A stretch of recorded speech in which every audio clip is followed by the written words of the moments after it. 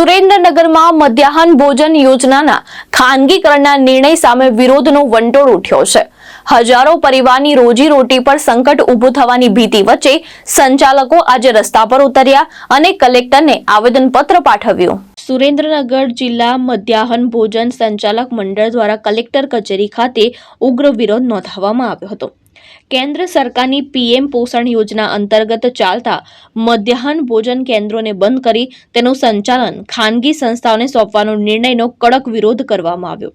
સંચાલકોનો આક્ષેપ છે કે ખાનગીકરણથી જિલ્લામાં અંદાજે 3600 જેટલા સંચાલકો, રસોઈયા અને હેલ્પરો સીધા બેરોજગાર બની જશે।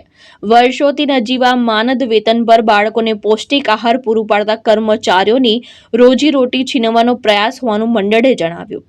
મંડળ પ્રમુખ ડાયાભાઈ પરમાર, મહામંત્રી રઘુવીરસિંહ ઝાલા, વઢવાણ તાલુકા પ્રમુખ મનોજભાઈ અલગોતર સહિત આગેવાનો સરકારને નિર્ણય તાત્કાલિક પાછો ખેંચવાની માંગ કરી રહ્યા છે। માંગણીઓ સ્વીકારવામાં નહીં આવે તો ઉગ્ર આંદોલનની ચીમકી પણ આપવામાં આવી છે। મારું નામ વિપુલભાઈ એસ વ્યાસ છે।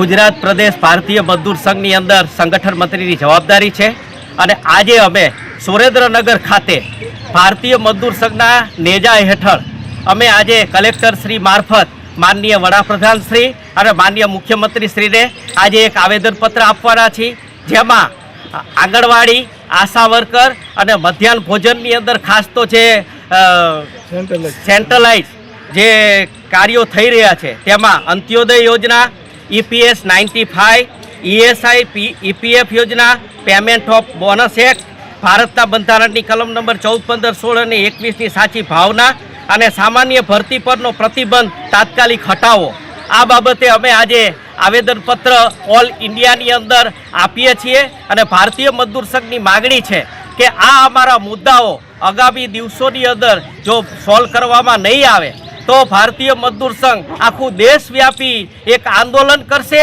અને સરકારને અમે આજે વિનંતી સાથે કહેવા માગીએ છીએ કે આ કર્મચારીઓના જે કંઈ હકો છે એ તે તમે તાત્કાલિક એઓને પૂરા કરો અને આ સરકારના જે કંઈ યોજનાઓ છે એ આ કર્મચારીઓ જ્યારે એમની યોજનાઓને આગળ ધપાવતા હોય તો આ કર્મચારીનું શોષણ બંધ કરો।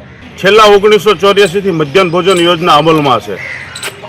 ખાસ કરીને વિધવા ત્યક્તા બહેનો મુખ્યત્વે આ યોજનાની અંદર કામ કરે છે। સંચાલક, રસોઈયા અને મદદનીશ 3 કેટેગરીના કર્મચારીઓ આ યોજનામાં કામ કરે છે। હાલ સરકારશ્રી દ્વારા જે મધ્યાહન ભોજન યોજનાની અંદર ખાનગીકરણનું હથિયાર ઉગામ્યું છે, અમે તમામ ગુજરાતના તમામ મધ્યાહન ભોજન સંચાલકો આ ખાનગીકરણનો જડબે સલાક વિરોધ કરીએ છીએ અને અમારી સરકારશ્રીને નમ્ર અપીલ છે કે જે યોજના સરકારશ્રી દ્વારા અગાઉ ચાલતી એ રીતે ચાલે, તમામ પ્રકારના સેન્ટ્રલાઇઝ કિચનો અને ખાનગી સંસ્થાઓના યોજના સોંપવામાં ન આવે અને જો સરકાર આમ કરશે તો આ બાબતે ઓલ ગુજરાતના તમામ મધ્યાહન ભોજન કર્મચારીઓ જલદમાં જલદ આંદોલનો કરીશું અને તમામ સરકારોની મિટિંગમાં જે અમારો ઉપયોગ થાય છે એ તમામ સરકારની ચાહે CMની મિટિંગ હોય કે PMની મિટિંગ હોય એનો જડબે સલાક બહિષ્કાર કરશું। હું સોલંકી દક્ષાબેન, હું મધ્યાહન ભોજન ઓર્ગેનાઇઝર છું।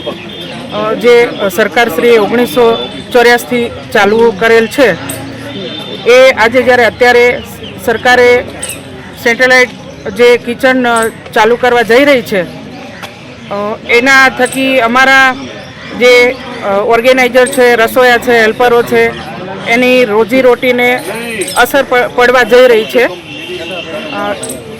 જો સરકાર શ્રી આના ખાનગીકરણ અટકાવવા માટેના કોઈ ઠોસ પગલાં નહીં લે તો હવે પછીના ટાઈમમાં અમે લોકો બધા સંચાલક, હેલ્પરો, રસોઈયા, મધ્યાહન ભોજનના પ્રમુખ જે છે, જિલ્લા પ્રમુખ છે, તાલુકા પ્રમુખ છે, એ તમામ સંગઠન કરીને એકસાથે હવે પછીના કોઈ પણ